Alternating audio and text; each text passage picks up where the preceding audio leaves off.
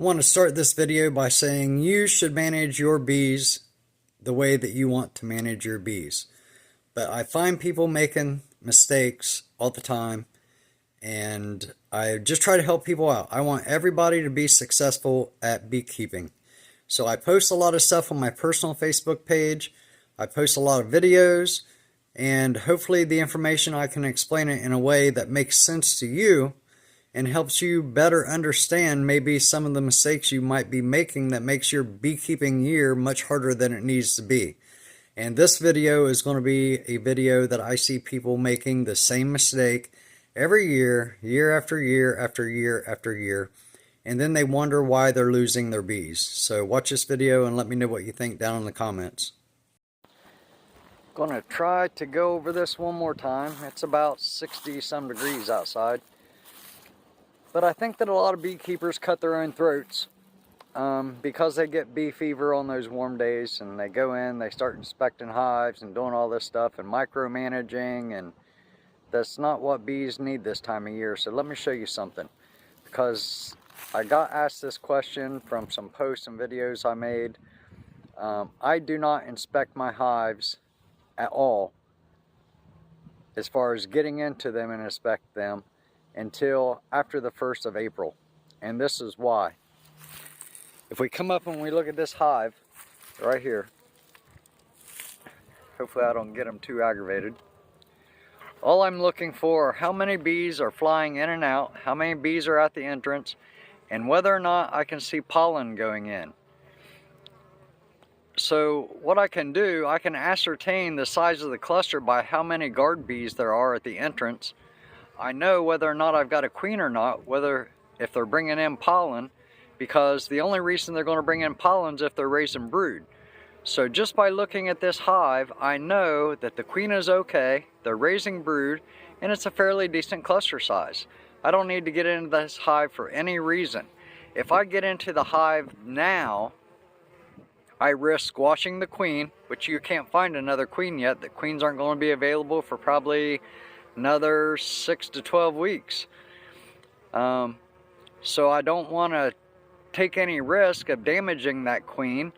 There's no way that they're going to build up so high in counts that they're going to swarm this time of year.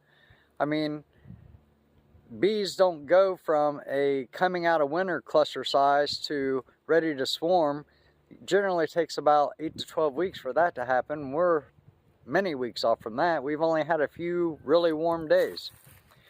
So I think that people just get a little too impatient, and they want to make beekeeping on their own schedule, and that's kind of like the wrong way to go about it. I try to do my beekeeping on the bee schedule.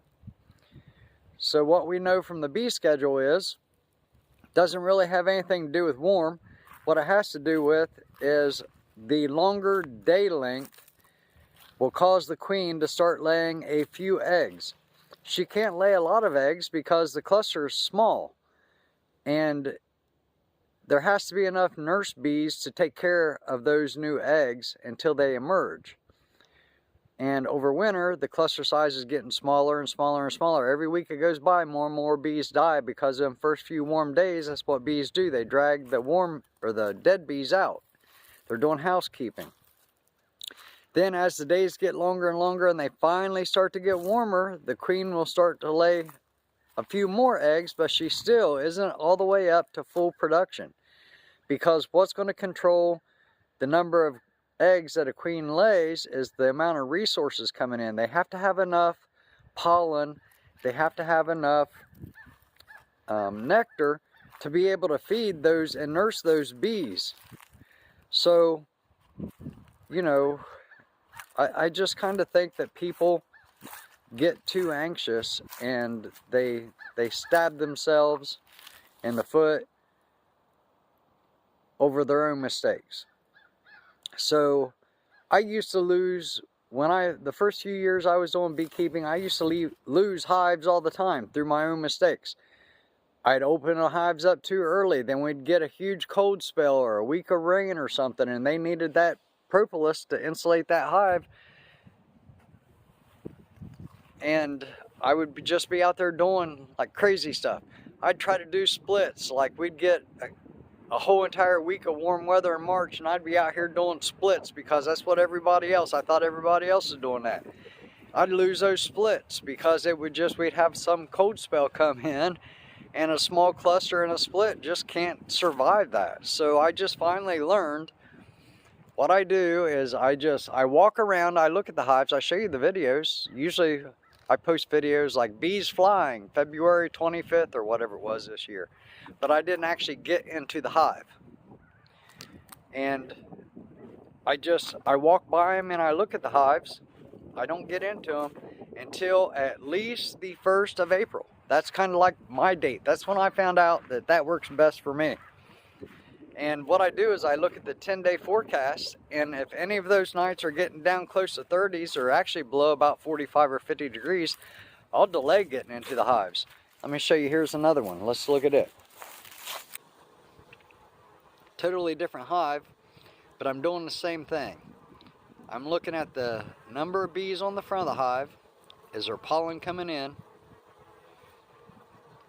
So by the number of bees that are on the front of the hive and coming in and out, I know that this is a decent cluster size. I do see pollen coming in, so I know the queen is there. They're raising brood. I don't need to get into this hive.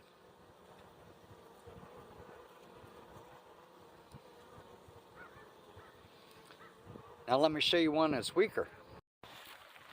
One of the other things I wanted to talk about in this is that when people get bee fever and they're out there doing things in like February and March to their beehives, what are you really trying to do? Because you can't, if you roll a queen or you kill a queen or the hive don't have a queen, you can't get new queens. You're not going to be able to get new queens until probably sometime up in May. If the hive's a dead out, you can't even get packages or nukes right now in March. So why risk any chance of jeopardizing the hive by you getting in there, breaking the propolis seals, making some mistake? It makes no sense to me. If you think about how the bigger bee companies operate, at least in Kentucky where I'm at, usually from about the 1st of March or the 1st of April until the middle of April, they have packages available. Then about 3 weeks after the packages are for sale, they have nukes available. Then about 3 weeks after that, they have queens available. And the reason why that you can't get queens right now is because there aren't enough drones for the queen to get properly mated. If you had unmated queens right now, and they went out to get mated, they're not going to get mated. There's probably not enough drones to get mated. So you're just taking an unnecessary risk, and that's kind of what I wanted to emphasize on this video. And hopefully you find this interesting. Hopefully you understand the concepts I'm talking about, because when you work with what the bees' schedule is, it's a whole lot easier than making the bees work with what your schedule is and what you think it should be. All right. Let's look at this here, because this right here is a strong hive and a weak hive side by side. So here's our strong hive. Let me zoom in a little bit. Again, I'm looking at how many bees are on the front of the hive. Is there pollen coming in? You see there's a lot of bees on the front of the hive. There's plenty of pollen coming in. That's a strong hive. Right next to it's a weak hive. How many bees are on the front of the hive? Not very many. Is there pollen coming in? There actually is. You just got to sit here and wait on it longer to happen. There's pollen just went in on that bee right there.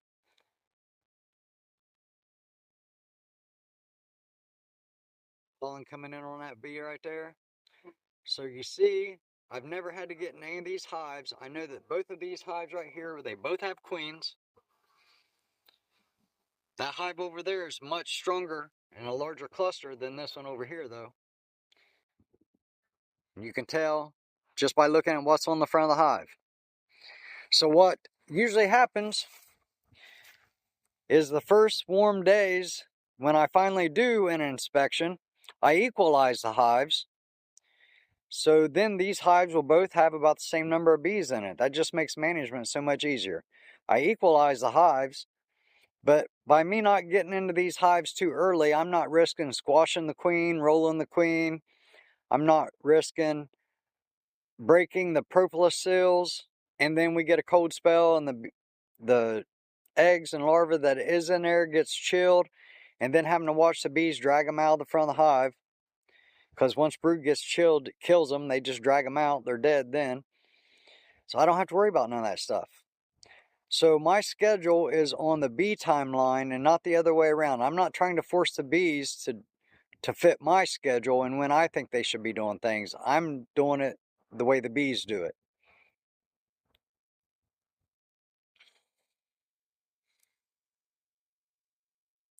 Hope you enjoyed this video. As always, God bless you. God bless your families. God bless your homesteads. Don't forget to hit the like and subscribe buttons.